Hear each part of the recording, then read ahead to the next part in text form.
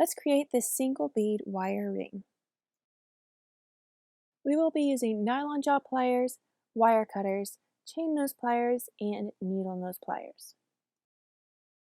And we need a single bead of your choice. We will be using a 22 gauge and a 18 gauge silver plated copper wire. And lastly, a ring mandrel in the size of your choice. We are going to begin with the nylon jaw pliers and straightening a length of the 18 gauge wire.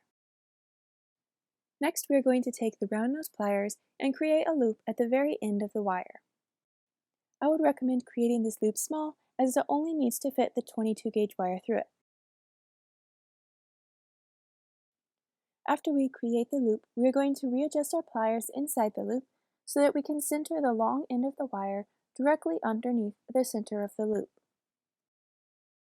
Next, we are going to use the chain nose pliers and place the loop into the jaw. Holding it tightly, we are going to bend the wire slightly over. After creating this bend in the wire, we can place it onto the ring mandrel to shape the ring. Holding the wire tightly onto the ring mandrel, bring the long end of the wire all the way around so that the ends cross. Next, we need to make sure that we leave space in between both ends of wire so that our bead fits on the ring.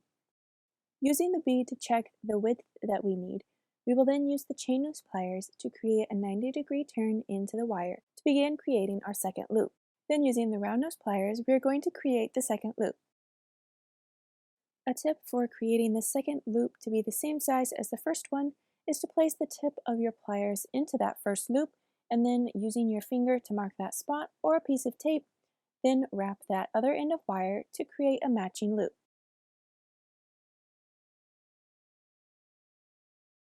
Next, we are going to use the wire cutters to trim off the excess wire. Next, we are going to use the chain nose pliers to adjust the loops. We will place the wire into the pliers and adjust these loops so that they are straight across from each other and centered over the top of the ring.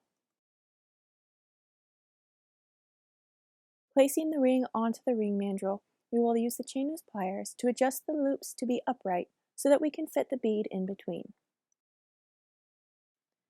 Now, with the 22 gauge wire, we are going to place it from the inside to outside of one of the loops, and leaving a short tail, we are going to wrap it around the band of the ring. Holding both wires securely in our fingers, we can use the chain nose pliers to help wrap the wire. As we come to the end of the wire, use the pliers to securely press the end against the ring. With one end of the wire secured, we can now add the bead. After adding the bead onto the wire and adjusting it in the center of the ring, we're then going to thread that short end of wire from the inside to out of the other loop.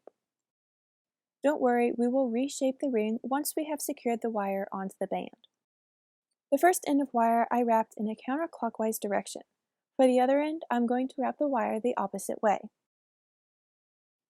After we begin wrapping that wire onto the band of the ring, we can then use the chain nose pliers to help secure and tighten the wire. When this wrapping matches the length of the other side, we are going to use the wire cutters to cut off any extra wire. With the chain nose pliers, we will then tighten down that end of wire. And as our final step, we will reshape the ring by placing it on the ring mandrel. And now you have completed the ring. Thank you so much for watching, and I'll see you next time.